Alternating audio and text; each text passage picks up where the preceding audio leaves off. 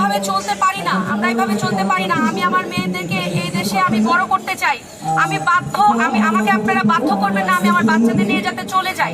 আমি চলে যেতে চাই না, আমি আমার দেশে থাকতে চাই, আমি নিরাপদে থাকতে চাই। ধর্ম, বর্ণ, জাতি নির্বিশেষে আমরা সবাই ইনক্লুসিভ ভাবে মিলেমিশে এই বাংলাদেশ চাই। বাংলাদেশ শুধু কিছু মৌলবাদ গোষ্ঠীর কাছে জিম্মি হয়ে থাকবে না, বাংলাদেশ কোনো একটা গ্রুপের কাছে জিম্মি হয়ে থাকবে না। আমরা সবাই এদেশের নাগরিক, আমরা সবাই যুদ্ধ করেছি, আমরা সবাই এই দ্বিতীয় স্বাধীনতার জন্য আমরা সবাই ঝাঁপিয়ে পড়েছিলাম, কিন্তু আমরা আশাহত হচ্ছি।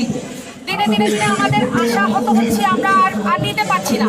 আপনারা কিছু করুন, আর যদি আপনারা সেই স্টেপসগুলো না নিতে পারেন তাহলে বলুন, আপনারা পদত্যাগ করেন। আপনারা পদত্যাগ করেন, আমরা এভাবে চলতে পারবো না। আমাদের নিরাপত্তা আমাদেরকে ফিরিয়ে দিতে হবে। ধন্যবাদ। এখনো সময় আছে, আমি বলছি আপনারা পদক্ষেপ নিন, আর যদি না পারেন তাহলে পদত্যাগ করুন।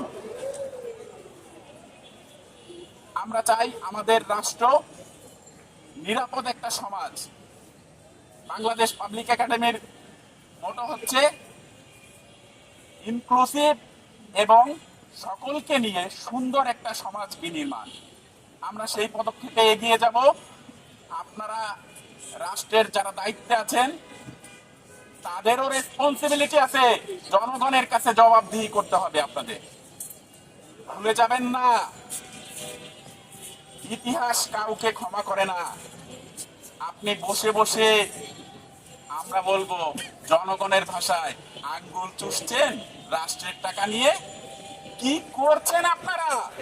আপনারা দেখেন না এখানে সেখানে লাশ পড়ছে, ধর্ষিত হচ্ছে মা বোনেরা? নাকি আপনার মা বোন নিরাপদ আছে তাই কিছু স্টেপ নিচ্ছেন না? ইতিমধ্যে আমাদের